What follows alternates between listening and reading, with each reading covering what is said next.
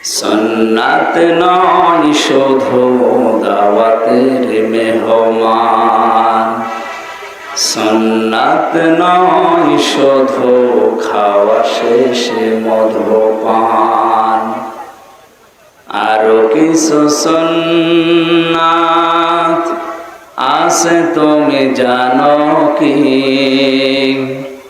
জানলেও জীবনে কখনো তা মানো কি? সুন্নাত শুধু নয় নির্জন ধ্যানে যাওয়া, আর সুন্নাত হলো পাথরের আঘাত খাওয়া।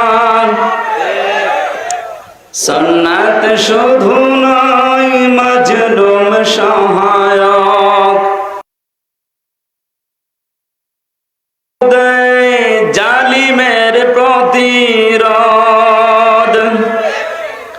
মহাব্বতে তার সুদিনের সাথী তুমি, দুর্দিনেও তার পাশে থাকো কি? আরো কিছু সুন্নাত আছে তুমি জানো কি? জানলেও জীবনে কখনো তা মানো কি? সুন্নাত কোরআনের সমাজ বিনির্মাণে বৈরী সকল পথ মাড়িয়ে চলা। সুন্নাতে দাওয়াতে দিনের পাশাপাশি ইসলাম রক্ষায় হাতে তলোয়ার তোলা। সুন্নাত শুধু নয় নমনীয় আলাপন, সুন্নাত প্রয়োজনে হুঙ্কার গর্জন। সুন্নাত শুধু নয় মেশতরাতে যাওয়া, আর সুন্নাত হলো রাষ্ট্রনায়ক হওয়া। মহাব্বতে তার খালিদ ওমর আলী, হামজার মতো তার পাশে থাকো কি? আরো কিছু সুন্নাত আছে তুমি জানো কি? জানলেও জীবনে কখনো তা মানো কি? আলহামদুলিল্লাহ। বাংলাদেশের ঐতিহ্যবাহী জেলা বগুড়া সদর থানার অন্তর্গত এড়লিয়া চকপাড়া মাদ্রাসায়ে নূরে মদিনার উদ্যোগে হাফেজে কোরআন ছাত্রদের পাগড়ি প্রদান অনুষ্ঠানের সম্মানিত সভাপতি, কথা বলেন ভাই, হাজারো আলেমের উস্তাদ, বিশিষ্ট ইসলামিক চিন্তাবিদ জনাব মাওলানা শহীদুল ইসলাম দামাত বারকাতুহুমুল আলিয়া এসেছে, উস্তাদ এসেছে। প্রধান মেহমান এবং এর কৃতি সন্তান ইসলামিক চিন্তাবিদ মুফাসসিরে কোরআন পিতৃতুল্য মুরব্বী মুফতি মাওলানা বজলুর রশিদ মিয়া বগুড়া, আতালাল্লাহু উমরাহু ওয়া বারাকাল্লাহু ফি হায়াতি, বলেন আমিন। আমাদের দোয়া করার জন্য আল্লাহ তার হায়াতটা আরো যেন বাড়িয়ে দেন, কিন্তু হায়াতে যেন তাজ্জেবা হয়। অনেকের হায়াতে সাজ্জিয়া আছে, নেই? পৃথিবীর বহু মানুষের হায়াতে সাজ্জিয়া আর সিহাতে কুল্লিয়া দান করে। এখানে আলোচনা রেখেছেন কিংবদন্তি আলোচক, আমাদের শ্রদ্ধাভাজন মুরব্বী বগুড়ার কৃতি সন্তান আলেমে দ্বীন মাওলানা রুহুল আমিন যুক্তিবাদী, নন্দীগ্রাম বগুড়া। আলোচনা রেখেছেন ডক্টর মাওলানা আব্দুল বারী রশিদি, মাওলানা আব্দুল সালাম যুক্তিবাদী, অধ্যাপক মাওলানা আবুল কালাম আজাদ পাবনা, মাওলানা সাইদ ইকবাল হাবিবি নওগাঁ। এখানে আলেমদের ভেতরে উপস্থিত হয়েছেন সেই দিনাজপুর থেকে, অনেক দূর এখান থেকে। ইসলামিক চিন্তাবিদ। এ বাংলাদেশে ঈদের নামাজ যত জায়গায় হয় সবচাইতে বড় ঈদগাহ ময়দান গৌরে শহীদ, নাম শুনেছেন? সেখানকার খতিব হাফেজ মাওলানা মাহফুজুর রহমান দিনাজপুরি দামাত বারকাতুহুমুল আলিয়া এসেছেন দিনাজপুর থেকে। মাওলানা হারুনুর রশিদ। আমি তো নাম অনেক আলেমের জানি না, বহু আলেম এসেছে আজকে। যার আহ্বানে এসেছি আপনাদের এ পাশের জেলা গাইবান্ধার সন্তান আপনাদের এলাকাতে আছেন। এ মাদ্রাসার সম্মানিত প্রতিষ্ঠাতা মাওলানা গোলাম রব্বানী যুক্তিবাদী। এখানে প্রধান অতিথি হিসাবে উপস্থিত হয়েছেন জনাব আতিকুর রহমান আতিক, জনাব মাকসুদুল আলম, জনাব জাহিদুল ইসলাম জাহিদ, বরেণ্য অতিথি আব্দুর রাজ্জাক পরামানিক, আরিফুল ইসলাম আরিফ সহ মঞ্চে বসার সম্মানিত ব্যক্তিবর্গ। আমার সাথে সেই চুয়াডাঙ্গা থেকে, আমার তো কুষ্টিয়াতে বাড়ি, আমারে পার করে যাওয়া লাগে। চুয়াডাঙ্গার কৃতি সন্তান আলেমে দ্বীন মাওলানা আবু সার গেফারি এসেছেন, মাওলানা হোসাইন আহমেদ মাহফুজ এসেছেন। আল্লাহ রাব্বুল আলামিন আলেমদের হায়াতে তাজ্জেবা সিহাতে কুল্লিয়া যেন দান করে। সামনে বসা মুসলমান ভাইরা, পর্দার আড়ালের সম্মানিতা মা এবং বোনেরা, বৃষ্টি মুখর এই দিনে সারাদিন মনে হয় শুনলাম বৃষ্টি হচ্ছে। আমার সে ফজরের আজানের পর থেকে 4-5টা অনুষ্ঠান ছিল, ওগুলো বিকাল 3টা পর্যন্ত ছিলাম। ওই পর্যন্ত কল দিয়েছিলাম যে কি অবস্থা, বলছে বৃষ্টি হচ্ছে। এরপরও বলছে আসেন, হয়তো বিকেলে মাগরিবের পরে ঠিক হয়ে যাবে। যতটুকু পরিবেশ আছে এই কাদা ভেজা জায়গায়, আপনারা মাগরিবের পর থেকে বসে আছেন তো, আমার খুব অল্প সময় কিছু কথা বলবো ইনশাআল্লাহ। এই অনুষ্ঠানটা আজকে শুধুমাত্র যারা বাংলাদেশের জামাত ইসলামী করে, যারা চরমোনাই পীরের মরিদ, যারা খেলাফত মজলিসে এই সমস্ত ইসলামিক দলে আছে তাদের জন্যই না, হাদা বায়ানুল লিন্নাস, মানুষ পদবাচ্চে যারা বিবেচিত তাদের সবার জন্য আজকের এই অনুষ্ঠান। ওয়ালাকাদ কাররামনা বানি আদম, অবশ্যই আমি বনি আদম সন্তানকে সম্মান দিয়েছি। বগুড়াবাসী এই আয়াত থেকে আমরা কয়েকটা তথ্য বের করতে পারলাম। 1 নম্বরে আল্লাহ বলেননি ওয়ালাকাদ কাররামনা বানি মুসলিমিন, আমি মুসলমান সন্তানদেরকে সম্মান দিয়েছি, না, মানুষ যারা তাদের সম্মান দিয়েছেন কে?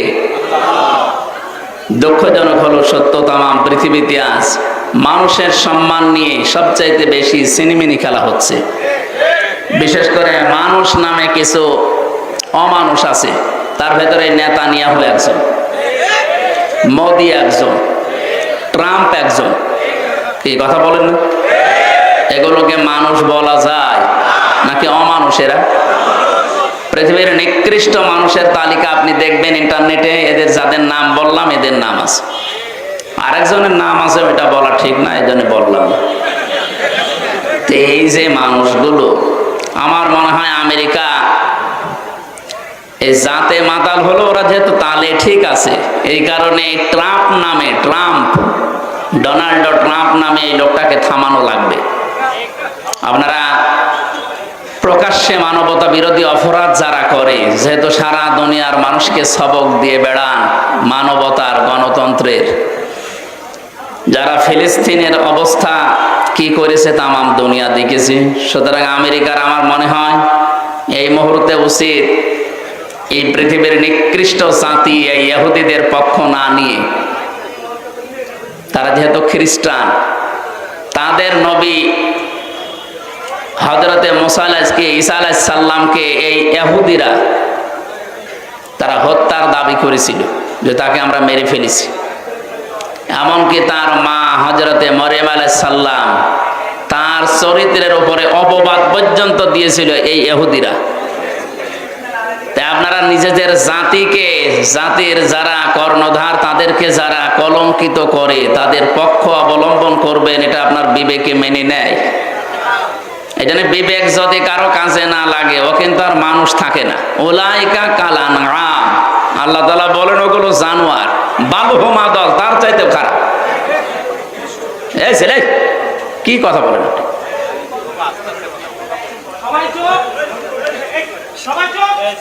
লাহুম কুলুবুন লা ইয়াফকাহুনা বিহা, এই আয়াতে আল্লাহ জানিয়েছেন যাদের কলব আছে, হৃদয় আছে, কমন সেন্স আছে, বিবেক আছে, কিন্তু এটা কাজে লাগায় না।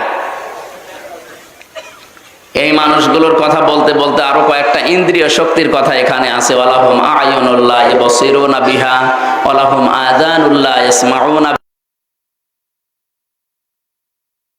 এই যে বিবেক যারা কাজে লাগায়নি, যারা দেখার পরও না দেখার ভান করে থাকে, যারা শোনার পরও না শোনার ভান করে থাকে, এগুলো মানুষ নেই, এগুলো জানোয়ার, তার চাইতেও খারাপ। উলাইকা হুমুল গাফিলুন, এরা গাফেল। এরা কি? এদেরকে যতই কিছু বলেন এই মানুষগুলো সচেতন হবে না। এই জন্য হেদায়েত পাওয়ার জন্য কিছু রাস্তা আল্লাহ দুনিয়াতে দিয়েছে। যখন ও রাস্তা মানুষ ওভারটেক করে ফেলে, সীমা লঙ্ঘন করে ফেলে, সীমা অতিক্রম করে, তখন তার কপালে আর হেদায়েত থাকে না। এটা সূরা ইউনূসের ভেতরে আছে। ফেরাউনকে আল্লাহ রাব্বুল আলামিন শেষে আর হেদায়েত দেননি। কারণ কি? সে এমন জায়গায় পৌঁছিয়েছিল যে হেদায়েত পাওয়ার জন্য সে বর্ডার পর্যন্ত শেষ করে ফেলেছে, বর্ডারেও থাকে নাই। হাত্তা ইযা আদরাকাহুল গারাকু ক্বালা আমানতু আন্নাহু লা ইলাহা ইল্লাল্লাযী আমানাত বিহি বানু ইসরাঈল ওয়া আনা মিনাল মুসলিমিন। ও যখন ডুবে যাচ্ছিল তখন বলেছে আমি ঈমান আনলাম, বনি ইসরায়েলরা যার উপরে ঈমান এনেছে তার উপরে ঈমান আনলাম। তারপরও সরাসরি ও আল্লাহর নাম বলে নাই। ও যদি বলতো আল্লাহ তুমি একজন আছো, আমি তোমাকে মানি, এই মুহূর্তে আমি সব কিছু ছেড়ে দিয়ে তোমারে বিশ্বাস করলাম, তাফসিরে ফি জিলালিল কোরআনে সাইয়্যিদ কুতুব রহমাতুল্লাহ আলাইহি লিখেছেন ওই পর্যন্ত আল্লাহ তারে মাফ করে দিত।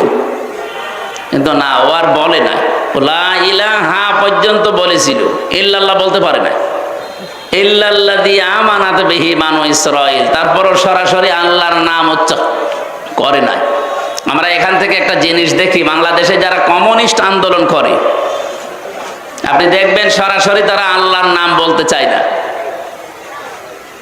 তাদের ব্যানার, পোস্টার, ফেস্টনে দেখবেন ওখানে আল্লাহু আকবার লেখা থাকে না, লেখা থাকে আল্লাহ সর্বশক্তিমান বা সর্বশক্তিমান মহান, এরকম বাংলা অনেক কিছু আমরা লেখা দেখি। সরাসরি আল্লাহু আকবার বলতে আপনার সমস্যা কি? আল্লাহর নাম উচ্চারণ তাদের কাছে এত কষ্ট লাগে। ফেরাউনের যেমন লেগেছিল, ও মরে যাচ্ছে তারপরও আল্লাহর নাম সরাসরি বলে নাই, বলছে বনি ইসরায়েলরা যার উপরে ঈমান এনেছে আমি তার উপরে ঈমান আনলাম। ও আনা মিনাল মুসলিমিন, আমি তো মুসলমান। এরপরও ফেরেশতারা আমারে খালি পানির ভেতরে চোবায়। আল্লাহ তখন ডাক দিলেন, আল আন, এখন, আকাদ আসাইতা ক্বাবলু ওয়া কুনতা মিনাল মুফসিদিন, এর আগে তুমি তো বড় সন্ত্রাসী ছিলে। তুমি বলা ঠিক না, এখানে তুই বলা দরকার, কারণ তুমি শব্দটা তো সম্মানসূচক হয়ে গেল। আকাদ আসাইতা ক্বাবলু ওয়া কুনতা মিনাল মুফসিদিন, এর আগে তুই বড় সন্ত্রাসী ছিলি, ফ্যাসাদ সৃষ্টিকারী। আল্লাহ তাআলা ওই দিন ঘোষণা দিয়েছিলেন, ফালিয়াউমান নুনাজ্জিকা বিবাদানিকা লিতাকুনা লিমান খালফাকা আয়া, আজকের এই দিনের পর থেকে তোর এই লাশটাকে আমি সটকি দিয়ে রাখলাম, নিদর্শন দিয়ে রাখলাম, এরপরে যারা দুনিয়াতে আসবে তারা যেন তোকে দেখে শিক্ষা নিতে পারে। সম্মানিত ভাইরা, এখন পর্যন্ত মিশরে জাদুঘরে তার লাশটা সংরক্ষিত করা আছে। এরপরও যদি কেউ শিক্ষা না নেয়, এটা তার কপালের দোষ না আল্লাহর দোষ? বলেন বলেন। এই জন্য সীমা যখন ছাড়িয়ে যায় তখন আল্লাহ তাকে আর ভালো হওয়ার সুযোগ দেয় না। এরকম বহু ঘটনা আমরা দেখেছি। আবু জেহেলও যেই দিন মারা যাবে, ওরে তো পিটিয়ে হাতটা বাড়িদা একেবারে ঠান্ডা ফ্রিজ মার্কা করে রেখে দিয়েছিল, খেজুরের ডাল দিয়ে পিটিয়েছিল দুই ভাই, হযরতে মাস মুআবিজ রাদিয়াল্লাহু তাআলা আনহুমা। সর্বশেষ আব্দুল্লাহ ইবনে মাসউদ রাদিয়াল্লাহু তাআলা আনহু, উনি যখন যে বুকের উপরে বসলেন, ডাক দিয়ে বললেন, আনতা আবু জেহেল। এখন সময় দিলাম, কালেমাটা পড়ো, আল্লাহর নবীর কাছে আমি সুপারিশ করবো, নবী তোমাকে মাফ করে দেব। ও যদি ওই সময় পড়তো আমার মনে হয় আল্লাহ ওরে মাফ করে দিত, কিন্তু ওই সময় পড়ার তো আর কোনো কায়দা নেই। ও সীমা লঙ্ঘন করে ফেলেছে, এখন ওর মুখ দিয়ে আর ওগুলো আসে না, তখন উল্টা পাল্টা কথা আসে। তখনও বলেছিল, আব্দুল্লাহর বেটা মোহাম্মদ তোদেরকে জাদু করলেও এখনো আমার পর্যন্ত আসতে পারে না। উনি বলছে, ঠিক আছে, দেওয়ার পরও যখন সর্বশেষ সেই মুহূর্তে যদি মোহাম্মদকে আমার সামনে পেতাম, নবীজির ব্যাপারে যখন খারাপ মন্তব্য করেছে তখন ওরে আর ছাড়ে নাই। গলার ভেতরে ছুরি যখন চালাবে, আবু জেহেল ওই দিন বলেছিল, মাসউদ গলাটা যখন কাটতেছ একটু বড় করে কাটবা, মানুষ যেন দেখে বোঝে যে নেতার মাথা। মরে যাচ্ছে, শয়তানের তেজ কমছে না, কারণ সীমা লঙ্ঘন করে ফেলেছিল। এই পৃথিবীতে কিয়ামত পর্যন্ত মানবতার সাথে, ইসলামের সাথে যারা সীমা লঙ্ঘন করবে, ও মানুষগুলো শেষ জীবনে ভালো হওয়ার ইচ্ছা করলেও আর হবে না, কারণ ওর সীমা শেষ। দেখেন 15.5 বছরে যারা জুলুম, অত্যাচার, নির্যাতন সবচাইতে বেশি করেছে, যাদের ইশারায় হয়েছে, এই মানুষগুলো এখন ভালো হওয়ার চেষ্টা করলেও হতে পারছে না। 2 দিন 5 দিন পরে এমন এমন কথা তাদের মুখ দিয়ে বের হয়, মনে হচ্ছে রে এখনো পিটিয়ে সোজা করা দরকার। এত সুযোগ দেওয়ার পরেও যদি মানুষ সংশোধন না হয়, তো আর আবু জেহেলের ভেতরে কোনো পার্থক্য আছে? বলেন। আমরা সীমা লঙ্ঘনকারী যেন না হই। সীমার ভেতরে না থাকলে সর্বশেষ আপনি আর হেদায়েতও পাবেন না। এই জন্য আজকে কোরআনের এই অনুষ্ঠানে যারা আমরা এসেছি, এটা যেহেতু শুধুমাত্র মুসলমানদের জন্য না, বিশেষ করে ইসলামী দলের যে নাম বললাম, মনে করছি এরাই মুসলমান না। হাদা বায়ানুল লিন্নাস যখন পড়েছি, মানুষ পদবাচ্চে আমরা যারা বিবেচিত, সবার জন্য কোরআন। আর মানব সন্তানকে আল্লাহ নিজে যেহেতু সম্মান দিলেন, সেই মানুষের সম্মান নিয়ে পৃথিবীতে যেমন সিনেমিনি খেলা হচ্ছে, বাংলাদেশে এই 54 বছরে খেলা হয়েছে। কথা বলেন না কেন? আগামীতে বাংলাদেশে এই মানব সন্তানদের, কালকে আমার হিন্দু, বৌদ্ধ, খ্রিস্টান, ইহুদি প্রায় 5টা জাতির লোক ছিল কুষ্টিয়ায়। তাদের সাথে বিভিন্ন ভিন্ন ধর্মী, ভিন্ন ধর্ম অবলম্বী যারা, তাদের সাথে আলোচনা ছিল আমাদের কুষ্টিয়া জেলা জামাতের পক্ষ থেকে। ওনারা এখনো ভয় আছে। হিন্দু কুষ্টিয়ার ঐক্য জোটের যিনি সভাপতি বলছিলেন যে আমরা ইসলামের পক্ষে আছি, কিন্তু আমাদের ভয় হয় এই 54 বছরে যারা যা কথা দিয়েছে কেউ কথা রাখে নাই। কার যেন একটা কবিতার শেষ লাইন আছে না, কেউ কথা। তো ওনারা বলছে আপনারা কথা রাখবেন। আমাদের আমির, জেলা আমির অধ্যাপক আবুল হাশেম, উনি বললেন আপনারা একটা বার শুধু একটু আস্থা রেখে দেখেন, 54 বছর তো দেখলেন, এবার শুধু ইসলামের হাতে দিয়ে দেখেন, আপনাদের এই বিশ্বাসের মর্যাদা আমরা রাখবো ইনশাআল্লাহ। আমির জামাত ডাক্তার শফিকুর রহমানকে যেভাবে আপনারা দেখেন, ওনাকে যেহেতু আমরা ফলো করে চলি, আমাদেরকেও আপনারা ওইভাবেই পাবেন। কি কথা বললেন না কেন? আমিরে জামাতের যে হাসপাতাল আছে, যে প্রতিষ্ঠান আছে, 2200 মানুষ কাজ করে, তার ভেতরে 350 হচ্ছে অন্য ধর্মের, হিন্দু, খ্রিস্টান, বৌদ্ধ। আমরা চাই এদেশে আমরা যারা জন্ম নিয়েছি সংখ্যালঘু, সংখ্যাগুরু বলে আমরা কিছু নেই, সবাই আমরা এদেশের বৈধ নাগরিক এবং সম্মানিত মানুষ আমরা এদেশের। কথা বলেন না কেন? সুতরাং আল্লাহর এই সৃষ্টির ভেতরে সবচাইতে বেশি সম্মান আল্লাহ যাদের দিলেন, এই সম্মানিত মানুষদের সম্মান নিয়ে আগামীতে কেউ যেন আর সিনেমিনি খেলতে না পারে, সেই ব্যবস্থা এখনই করার সময়। এই ব্যবস্থা করার সময় কিন্তু সামনে আসতেছে। এবার যদি ভুল করেন, 54 বছর না, 108 বছর পার হয়ে যাবে, সুযোগ আর পাবেন না। আশা করি আমি কি বলতে চাই আপনারা বুঝেছেন। আল্লাহ আমাদের সম্মান যাদেরকে দিয়েছেন, এই সম্মান ধরে রাখার এবং সম্মান দেওয়ার তৌফিক যেন দান করেন, বলেন আমিন। যারা এসেছে আজকের অনুষ্ঠানে, আমরা গুরুত্বপূর্ণ কোরআনে কারিমের 2টা আয়াত পড়েছি। এই দুইটা আয়াতকে সামনে নিয়ে কিছু কথা বলার চেষ্টা করব ইনশাআল্লাহ। দরুদ আর সালাম পড়ছে আমাদের নবী মুহাম্মদুর রাসূলুল্লাহ সাল্লাল্লাহু আলাইহি ওয়াসাল্লামের প্রতি। আল্লাহ রাব্বুল আলামিন এই পৃথিবীতে যত মানুষকে দুনিয়ায় পাঠিয়েছিলেন, এই পৃথিবীতে কোন মানুষের ব্যাপারে এরকম গ্যারান্টি আমি শুনিনি। প্রায় 13টা বিষয় আমি পেয়েছি পুরা কোরআন শরীফে তার বিষয়ে। তার ভেতরে 1 নম্বরে দুনিয়ার কোন মানুষকে অনুসরণ করলে আপনার জীবনের পাপ মাফ হয়ে যাবে, আমি পাইনি। কিন্তু মুহাম্মদুর রাসূলুল্লাহকে অনুসরণ করে যদি জীবন চালায়, আল্লাহ তাকে মাফ করে শুধু দেবে না, আল্লাহ গ্যারান্টি দিয়েছেন, কুল ইন কুনতুম তুহিব্বুনাল্লাহা ফাত্তাবিউনি ইউহিব্বুকুমুল্লাহ ওয়া ইয়াগফির লাকুম যুনুবাকুম। হে নবী, আপনি বলুন, তোমরা যদি আল্লাহকে ভালোবাসি এই দাবি করো, ফাত্তাবিউনি, আমি রাসূলের অনুসরণ করো। এ পর্যন্ত যদি কেউ মানতে পারে, আল্লাহ বলেন ইউহিব্বুকুমুল্লাহ, আমি আল্লাহ নিজেই তাকে ভালোবাসবো। ভালোবেসেছি এ কথা এখানে নেই। ইউহিব্বু মোজারে, বর্তমান, ভবিষ্যৎ, প্রেজেন্ট, ফিউচার। কেউ যদি রাসূলকে অনুসরণ করে, আমার আল্লাহ তাকে ভালোবাসা আরম্ভ করবে। আল্লাহ যদি কাউকে ভালোবাসে, ওয়া ইয়াগফির লাকুম যুনুবাকুম, ইয়াগফির এটাও মোজারে। জাম্বন না দিয়ে আল্লাহ জনব দিয়েছেন বহু বছর। ওর জীবনের একটা অপরাধ আল্লাহ রাখবে না, সবগুলো মাফ করে দেবে। একটা আমার মনে হয় এখানে আমরা অনেকে জন্মের পর থেকে শুনতেছি, কিন্তু কয়েকটা তথ্য এখানে পাবেন যেটা এখনই আমাদের শুনলে মানতে মনে চাইবে। এদিকে তাকান, আল্লাহ তাআলা বলেন, কুল ইন কুনতুম তুহিব্বুনাল্লাহা ফাত্তাবিউনি।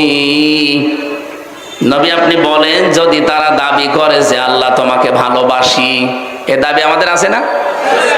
দল আমাদের আলাদা থাকতে পারে, আল্লাহকে আমরা ভালোবাসি এ দাবি আমাদের সকলের আছে, এমনকি অন্য ধর্মের লোকদেরও আছে। কালকে যে হিন্দু দাদা কথা বলছিলেন, উনি প্রথমেই শুরু করলেন যে আমাদের আল্লাহ। প্রথমটা কথা শোনার পরে মনে করলাম একটা হিন্দু মানুষ আল্লাহর নাম বলে। ওদের ভেতরে এইটা আছে, কিন্তু পারিবারিক কারণে, সামাজিক কারণে, ধর্মীয় কারণে ওরা মানতে পারে না। কিন্তু যে মানুষগুলো এগুলো ছাপিয়ে চলে যায়, তারা ঠিক মেনে নেয়। সবার ভেতরে এই আশা যে আমার ভগবান বলেন, গড বলেন, আল্লাহ বলেন, যাই বলেন না কেন আমরা তাকে ভালোবাসি, তাকে রাজি করতে চাই। আল্লাহ পাক বলেন, দাবি যাদের আছে হে নবী আপনি তাদেরকে বলেন ফাত্তাবিউনি, তারা যেন আপনার অনুসরণ করে। এবার আমার প্রশ্ন হচ্ছে, আপনি রাসূলকে অনুসরণ করবেন, এই বাংলাদেশে বহু মানুষ বলে যে আমরা নবীওয়ালা কাজ করি। কথা ভালো করে বুঝবেন, উল্টা দিকে নিয়ে যেন না। আপনি যে বলেন যে আমি নবীওয়ালা কাজ করি, মুহাম্মদুর রাসূলুল্লাহ সাল্লাল্লাহু আলাইহি সাল্লামকে কি জন্মের পরে মানুষ নবী বলতো? কয় বছরে? উনি যেদিন নবুয়ত পেয়েছেন 40 বছরে, তখন মানুষ তাকে নবী, তিনি স্বীকৃতি দিয়েছেন। বাড়িতে এসে স্ত্রী মেনে নিয়েছে, বন্ধু মেনে নিয়েছে, চাচাতো ভাই মেনে নিয়েছে, কাজের লোক বাড়িতে যিনি পালিত পুত্র সে মেনে নিয়েছে। তার মানে উনি নবী হয়েছেন 40 বছরে। এর আগে ওনাকে কেউ নবী বলে ডাকতো না, বলতো আল আমিন, আস-সাদিক। আপনি যদি তাহলে নবীওয়ালা কাজ করতে চান, উনি যেদিন নবী বলে স্বীকৃতি পেলেন, ঘোষণা হয়ে গেছে, ওই দিন থেকে জীবনের শেষ দিন 63 বছর, এই 23 বছর আপনাকে মানা লাগবে, পঙ্খানো অনুসরণ করা লাগবে এই 23 বছরের জীবন। ফাত্তাবিউনি, আমাকে অনুসরণ করো, আমাকে দেখে দেখে চলো। এখানে তাবউন মানে দেখে দেখে চলা। আমার সামনে একটা লোক হেঁটে যাচ্ছে, কিভাবে পা দেয়, কিভাবে মাজা দেয়, কিভাবে হাত নাড়ে, কিভাবে বডি, এইভাবে দেখে দেখে পা ফেলার নাম হচ্ছে তাবউন। তাহলে রাসূলকে সামনে রেখে আপনি অনুসরণ করবেন। এখন আমার প্রশ্ন, এ অনুসরণ কি আপনার আংশিক না পূর্ণাঙ্গ? বলেন বলেন। এসেছি। আজ বাংলাদেশ সহ বিশ্বে বহু মানুষ আমরা রাসূলের অনুসরণ করছি, কিন্তু আংশিক, পূর্ণাঙ্গ না। আংশিক অনুসরণ করেছিল অনেকেই, তারা মাপ পায়নি, কিন্তু পূর্ণাঙ্গ অনুসরণ যারা করেছে তারা মাপও পেয়েছে, জান্নাতের সুসংবাদও পেয়েছে। নবীজির পুরা জীবনী আপনি পড়বেন, সাহাবায়ে কেরামের জীবনী পড়েন, বহু কাফেরের জীবনী আমি পড়ে দেখেছি। বহু মানুষ রাসূলকে ভালোবাসতো আংশিক, কিন্তু রাসূলকে অনুসরণ করার ক্ষেত্রে তারা পূর্ণাঙ্গ রূপ দিতে পারে না, এই জন্য আল্লাহ তাদেরকে মাফ করে নাই, জান্নাতেও দেয় নাই। আব্দুল্লাহ বিন উবাইয়ের নাম আমরা জানি অনেকেই। এই লোকটা রাসূলের এত অনুসরণ করেছে, তার পুরা জীবন আমি পড়ি মাত্র 2টা ভুল পেয়েছি। 1 নম্বরে উহুদের ময়দান থেকে 300 মানুষ নিয়ে ভেগে গিয়েছিল। 2 নম্বরে ও রাজনৈতিক জীবনে বিশ্ব নবীকে মানত না, ওর আদর্শ ছিল আবু জেহেল। ও রাসূলের পেছনে নামাজ পড়েছে, রাসূলের মতো জামা গায়ে দিয়েছে, রাসূলের মতো দাড়ি রেখেছে। পরে এমন কোন কিছু আমি পাইনি জীবনে যে অনুসরণ রাসূলের মতো হয়নি, সব রাসূলের মতো।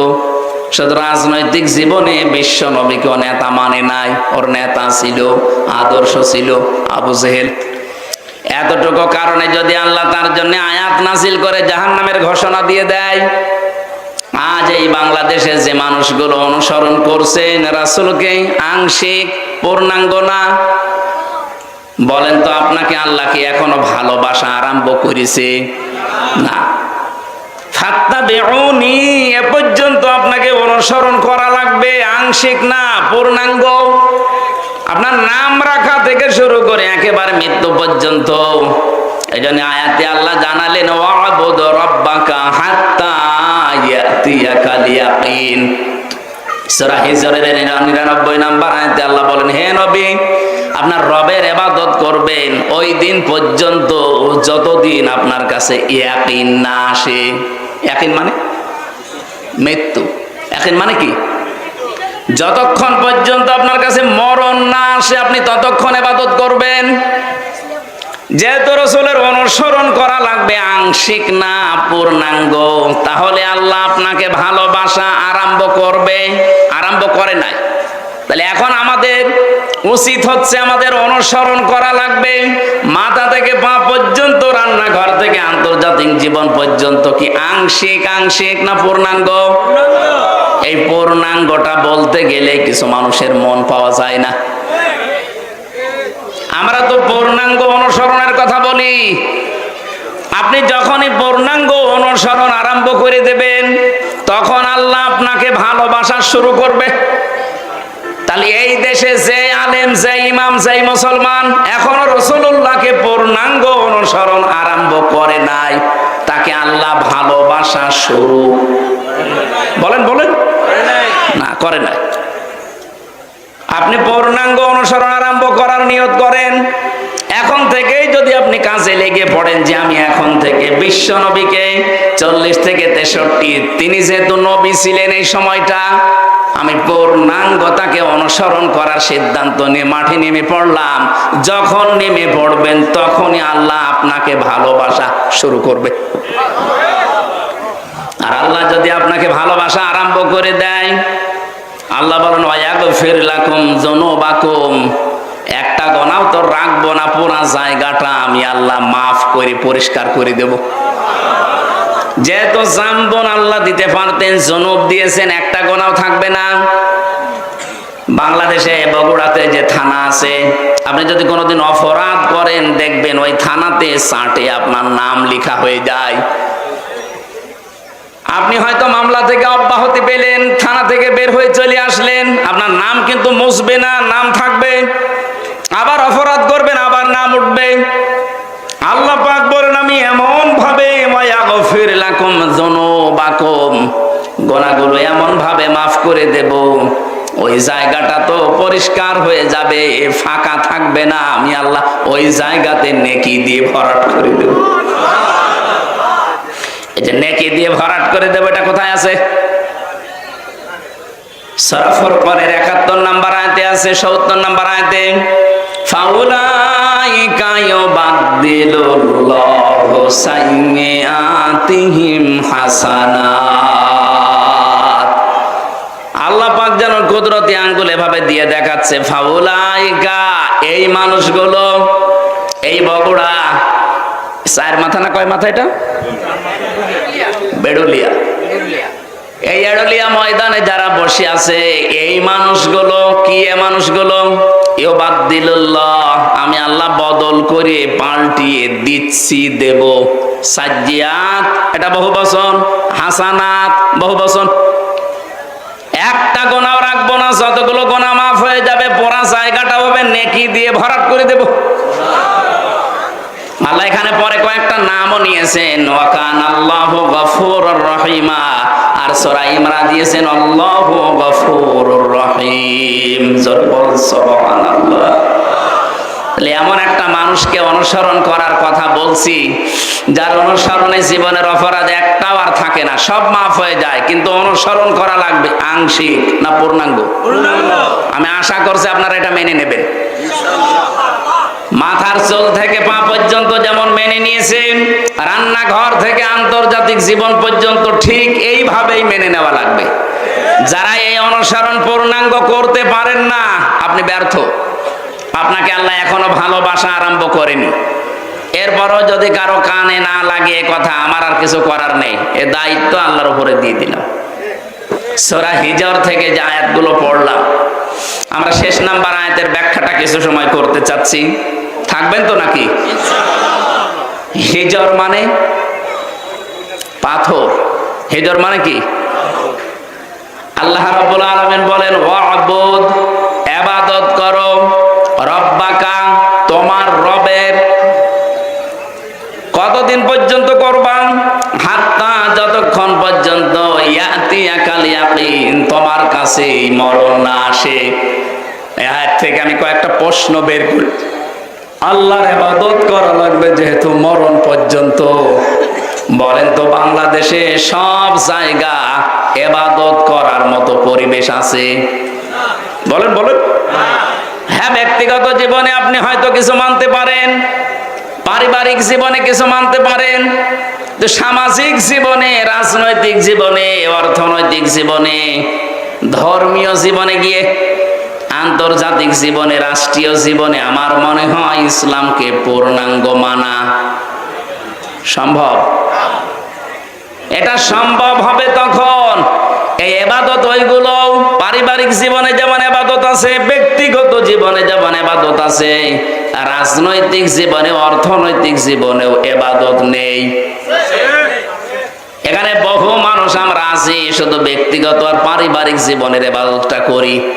আমার যে রাজনৈতিক জীবনে ইবাদত আছে আমরা অনেকে জানি না, অর্থনৈতিক জীবনে যে ইবাদত আছে আমরা জানি না। আল্লাহ যে বললেন মরণ যতদিন না আসে ইবাদত করো, আমরাও তো ইবাদত করতেই চাই, কিন্তু সে পরিবেশ নেই। আপনি ইচ্ছা করলেও হালালকে হালাল জেনে মানতে পারবেন না, হারামকে হারাম জানার পরও আপনি ছেড়ে দিতে পারবেন না। আজকে কুষ্টিয়াতে ডিসি, এসপি এবং মন্ত্রণালয় থেকে একজন, শিল্প মন্ত্রণালয় থেকে একজন অফিসার এসেছিল কুষ্টিয়ার এই যে চিনির মিল, এই সুগার মিলটা চালু করার জন্য 5 বছর অকেজো হয়ে পড়ে আছে। ওখানে এতদিন যারা দায়িত্বে ছিল, দুর্নীতি এমন বেশি হয়েছে, এটা শেষ পর্যন্ত বন্ধ হয়ে গেছে। 1965 সালে মিলটা তৈরি হওয়ার পর থেকে 25 সাল পর্যন্ত, 5 বছর নয় বন্ধ, 20 সাল পর্যন্ত একবার শুধু লাভ হয়েছিল, যেবার মাওলানা মতিয়ার রহমান নিজামী রহমতুল্লাহ আলাইহি শিল্পমন্ত্রী ছিলেন ওই সময়। তাছাড়া আজ পর্যন্ত লাভ হয়নি। ডিসি, এসপি এবং সচিব যিনি এসেছিলেন ওই জায়গা থেকে, সবাই, এলাকার সবাই ওই জায়গায় গিয়ে প্রশ্ন করছে এটা চালু করা লাগবে। ওনারা বলছে চালু করা তো লাগবে, কিন্তু এখানে যে বাজেট 300 কোটি টাকা লাগবে। আমার মনে হয় 300 কোটি টাকাও সরকার দেওয়া সম্ভব, কিন্তু এই টাকাগুলো 300 কোটি উপর থেকে বাজেট হয়ে আসতে আসতে সর্বশেষ 300 টাকা থাকতে পারে। আমি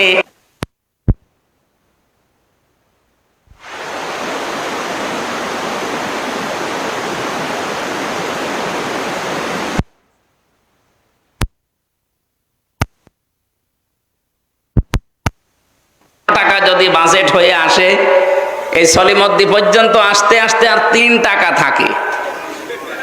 এই রাস্তাটা যদি 100 টাকা দিয়ে বাজেট করে করেন তাহলে 100 বছর যাওয়ার কথা, আর 3 টাকা দিয়ে করে কোথাও কয় মাস যাবে? বলেন বলেন, কোথায় 3 টাকা আর কোথায় 97 টাকা? শেষ পর্যন্ত